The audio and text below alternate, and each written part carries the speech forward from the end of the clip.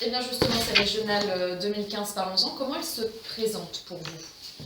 Pour nous, elle se présente comme une occasion d'effacer une parenthèse durant laquelle nous avons été absents de 2004 à 2012 de cette assemblée régionale. Et nous, notre idée donc, c'est de constituer un groupe fort qui représente intelligemment et efficacement nos idées. Au niveau des mesures que vous défendez, des propositions que vous avancez, qu'est-ce que ça donne? Sur quels axes allez-vous axer votre campagne? Il y a deux axes principaux. La réduction du budget de 6% sur 6 ans. Seule condition pour nous, selon nous, pour arriver à réduire la dette et la fiscalité à terme. Et le soutien aux petites et moyennes entreprises, aux TPE, PME, aux indépendants commerçants, artisans, parce qu'il nous semble qu'ils sont les seuls en région à être capables de créer de l'emploi non délocalisable et surtout diffusé sur l'ensemble du territoire. Oui, il y avait en région Pays de la Loire une particularité, c'était cet emprunt populaire qui vient donc d'être remboursé. Donc effectivement, la dette, c'est quelque chose sur laquelle vous allez agir. Oui, parce que je pense que c'est une des causes de la désaffection des citoyens vis-à-vis de la politique. Ils ont le sentiment qu'il y a la même technique de gouvernance à droite et à gauche dans les partis traditionnels. Quand on veut un projet, on fait un emprunt et ensuite on demande à nos concitoyens de le rembourser. Et ils ont le sentiment que du coup la différence entre la droite et la gauche s'estompe. Et je pense que ça crée un phénomène d'abstention. Il y a des alternances, mais en réalité il n'y a pas d'alternative. Et donc il y a une abstention grandissante. Et justement, cet emprunt populaire, est-ce que vous pourriez commenter cette initiative? Qu'est-ce que vous en pensez, vous, de votre point de vue? Je trouve que c'était une idée intéressante parce qu'un emprunt populaire, après tout, c'est faire appel à la confiance des citoyens.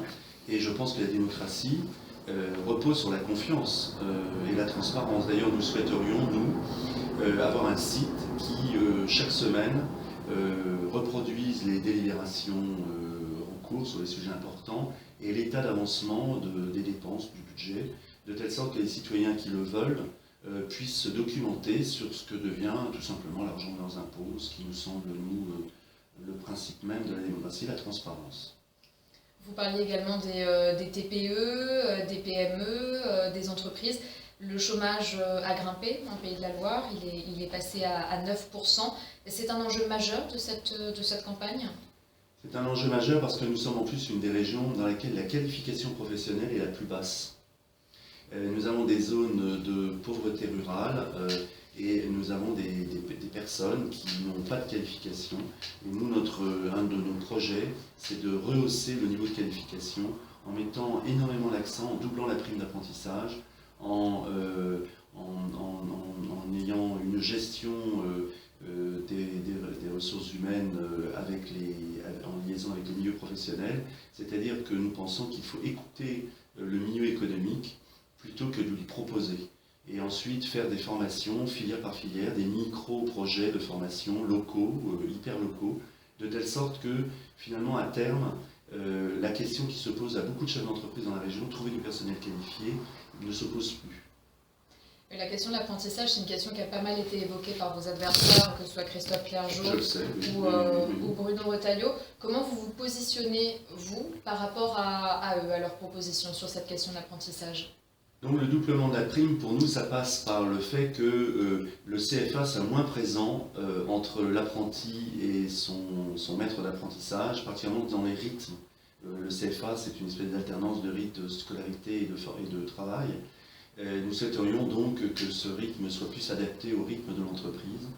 D'autre part, que la prime soit doublée, mais non pas comme ça de façon cash, brute, mais que ça s'accompagne d'un résultat. C'est-à-dire que c'est en fonction des résultats de l'apprenti, ce qui oblige donc l'apprenti à s'impliquer, mais également le chef d'entreprise, que la prime sera versée en plusieurs étapes, de manière à ce que réellement l'apprentissage soit vraiment quelque chose qui soit valorisant pour l'entreprise et non pas une sorte de corvée, parce que dans beaucoup de milieux professionnels, on fait une sorte de pression sur les chefs d'entreprise en disant qu'il faut absolument former des gens dans la menuiserie, etc. Et souvent, c'est ressenti comme une corvée par beaucoup de chefs d'entreprise qui sont embarrassés par ce problème de l'apprentissage. Et nous voulons le valoriser, parce que c'est ce qui se fait en Allemagne. Et en Allemagne, c'est un immense succès, y compris dans les technologies nouvelles. L'apprentissage a été étendu à tous les milieux socio-professionnels, tous les milieux professionnels. Pardon. Le doublement de cette prime, c'est quelque chose qu'on ne retrouve pas dans le programme de vos adversaires? Non, je n'ai pas l'impression. Hein. C'est d'ailleurs un peu ma surprise. C'est pourtant pas une mesure extrêmement coûteuse.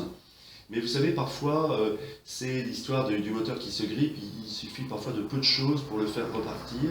Et je pense que ça, c'est une des mesures qui peut aider beaucoup les entreprises à créer de l'emploi. Il y a aussi très certainement le fait que la région, ça s'est fait un peu, mais je pense qu'il faut l'étendre considérablement en direction des TPE-PME, se porte caution de certains emprunts lorsqu'il s'agit d'un investissement. Et nous avons également l'idée peut-être d'une prime, d'une sorte de chèque emploi qui prendrait en charge la moitié des charges, c'est-à-dire environ 5 000 euros pendant un an, de l'entreprise, de la TPE, de la PME, lorsqu'elle engage quelqu'un en CDI. Ce qui permettrait de créer 2500 emplois pour un coût certes de plusieurs dizaines de millions d'euros dans l'année, mais je pense que ça permettrait de relancer la machine, de redonner confiance aux PME, TPE dans la région. 2500 emplois, ça n'est pas énorme, mais ce serait déjà un signal très fort. Plus largement, le Front National a plutôt bien progressé en Pays de la Loire aux dernières élections. Dans quel état d'esprit partez-vous pour ces régionales? Nous sommes raisonnablement optimistes. Moi, je déteste fanfaronner en politique. Je crois qu'il faut toujours être très rationnel. Donc, on prévoit apparemment une augmentation des voix du Front au niveau national de 4-5%. Si tel était le cas, cela signifierait que nous pourrions atteindre l'objectif que je m'étais fixé il y a plusieurs mois quand j'ai rencontré pour la première fois vos confrères de la presse régionale. C'était d'essayer d'atteindre les 25%. Ça semblait un peu fou. Je pense que c'est possible aujourd'hui au premier tour, et ensuite au deuxième tour, nous verrons. Au deuxième tour, il est évident qu'il y a peut-être, nous avons un électorat possible. Il ne faut pas oublier que nous nous sommes prononcés aussi contre le projet de Notre-Dame-des-Landes, ce qui fait aussi notre spécificité en dehors de la gauche. C'est vrai qu'on parle beaucoup d'Europe Écologie Les Verts comme opposant majeur au projet de Notre-Dame-des-Landes, mais vous aussi, vous êtes opposé. Absolument, pour des raisons à la fois budgétaires, techniques. Bon, je pense que je n'ai peut-être pas le temps de toutes les exposer ici. Nous pensons que l'aéroport actuel pourrait, qui a la même taille que celui de Genève, Genève accueille 15 millions de voyageurs par an, pourrait faire exactement la même chose à proximité d'une grande ville. Enfin, on est vraiment dans le même cas de figure. Et c'est donc une folie budgétaire qui n'est d'ailleurs pas financée, puisque les équipements induits, malgré le PPP, la technique du PPP avec Vinci, un partenariat privé-public, ça ne coûte rien à construire, mais ensuite il y a tout ce qu'il faut autour, la rocade, la voie ferroviaire, les ponts, les franchissements de la Loire, etc. Ça se situe entre 2 et 4 milliards d'euros. La région a un budget de 1 550 millions d'euros, 1550 millions d'euros, pardon.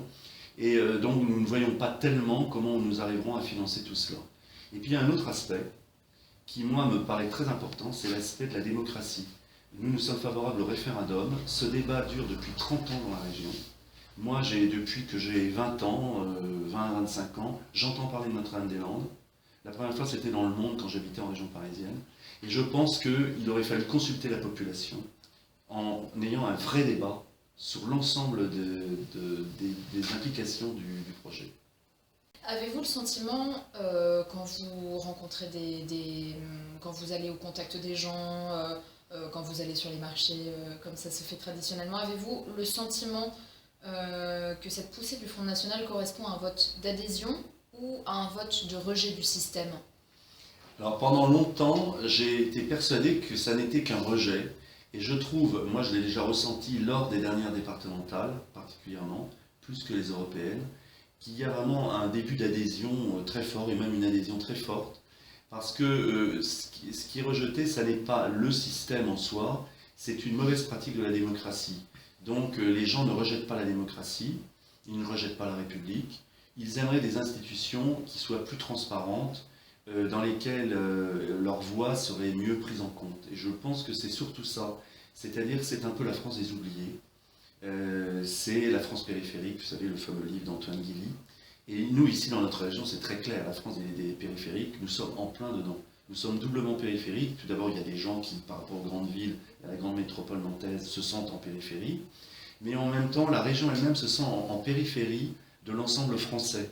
C'est-à-dire que je pense aux habitants de la Mayenne ou de la Sarthe, ils se sentent doublement en périphérie. Ils sont en périphérie de l'agglomération nantaise, ils sont en périphérie de la grande zone parisienne. Ils ont l'impression qu'ils sont au bout du monde et que plus personne ne sait qui ils sont et ce qu'ils veulent. Et ça assure au Front National, dans des communes rurales où il n'y a pas d'immigration telle qu'on nous accroche en général prioritairement, une insécurité quand même relativement faible, des taux de 45%, ce qui pour nous a été une surprise gigantesque aux dernières départementales, alors qu'il n'y avait pas de militants dans la commune.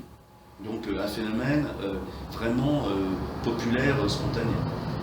Et effectivement, des électeurs qui traditionnellement sont dans une droite assez modérée que vous avez donc réussi à accrocher. Oui, je pense, c'était des gens, c'était majoritairement, je pense, des électeurs de la droite classique.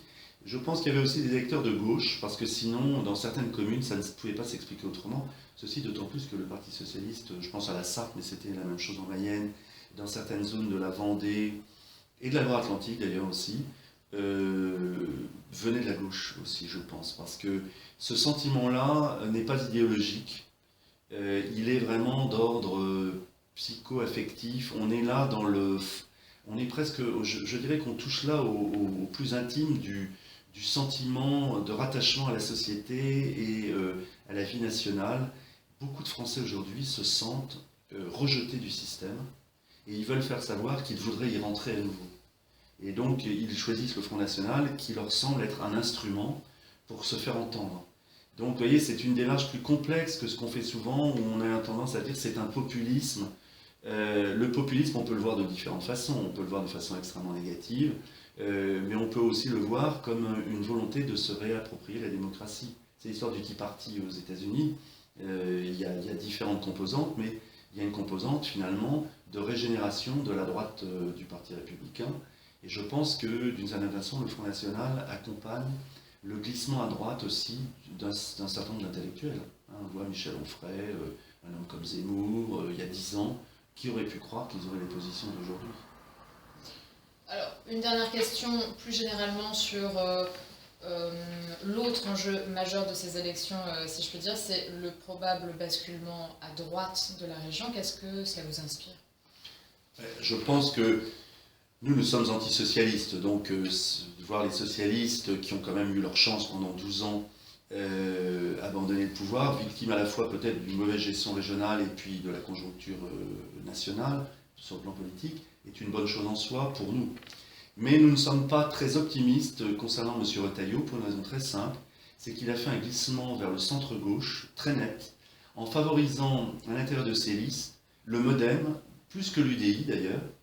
Il nous reproche de faire le jeu de la gauche, il reproche à Marine Le Pen d'avoir fait élire François Hollande en 2012, mais Marine Le Pen avait laissé la liberté de choix à ses électeurs, alors que M. Bayrou avait fait expressément voter à gauche. Or, c'est le MoDem est en position éligible, par exemple, dans la Loire-Atlantique, il y a 4 ou 5 personnes en position éligible sur la liste de M. Retailleau, et le représentant de Sens commun, l'aile droite du Parti des Républicains, M. Pilard, est en 18e position, je dirais sur une position tangente. Et je pense que dans ce sens-là, cette alternance sera une fausse alternance, puisque les centristes UDI et MoDem ont annoncé qu'ils feraient un groupe commun à l'Assemblée régionale pour faire un groupe charnière. Or, on sait que quand il y a des groupes charnières de ce genre, en général, la droite va plutôt vers la gauche, dans la mesure où il lui est interdit, pour des raisons qui lui sont propres, elle ne veut pas de soutien du Front National, et bien c'est le glissement à gauche. Je rappelle aussi que lors des dernières élections départementales, dans la Loire-Atlantique, la gauche a gardé le département. Avec une alliance avec le Front, la gauche aurait perdu le département. Donc quand M. Retailleau nous dit faire le jeu de la gauche, moi je lui dis, vous avez laissé faire la gauche en Loire-Atlantique. Donc une mesure qui ne figure pas sur votre programme, c'est de faire une place privilégiée à la culture. Alors ça figure sur notre programme, disons que ça ne figure pas sur nos documents électoraux, parce que c'est complexe à expliquer. En une phrase, je dirais que nous voudrions quitter la culture un peu élitiste, réservée à une population urbaine, pour aller vers une culture plus ouverte et décentralisée à travers des modes modernes de représentation, des petits effectifs, un fractionnement, de manière à mettre des grandes pièces du répertoire musical, théâtral, à la portée des habitants des plus périphériques aux grandes villes. Et ça passe par des spectacles réduits, avec des petits moyens, un peu dans la tradition du TNP, qui circulent. L'idée, ce serait de refaire Molière itinérant avec les moyens modernes, et avec des spectacles qui coûteraient le prix d'une place de cinéma, en réduisant par exemple, comme font les Anglais, un opéra à 1h, 1h20, et en l'expliquant de manière à créer une culture qui soit une culture de contact et de dialogue, une culture vivante, et non pas une culture congelée et décongelée sur place, comme c'est trop souvent ressenti par beaucoup de gens. Et ça, donc vous proposez de le faire sans exploser, si je puis dire ainsi, le budget de la région. Non, parce que je pense qu'on peut réorienter, évidemment ça suppose de ne plus faire d'autres choses. Il y a certains grands spectacles de rue qui, je pense, des happenings, qui coûtent très très cher finalement, pour une journée ou deux, et qui mériteraient peut-être d'être mieux contrôlés et de libérer des ressources. Ça doit se faire progressivement, hein. Vous savez, de toute façon en politique, je pense que si on est un bon gestionnaire, on n'est jamais brutal. On doit aller lentement. Et voilà pourquoi nous aimerions aussi favoriser l'enseignement et les pratiques dans les conservatoires et les écoles d'art, en abaissant le coût pour les familles. Voilà. Donc ce sont des mesures simples, mais qui, je crois, ont un grand impact culturel à terme.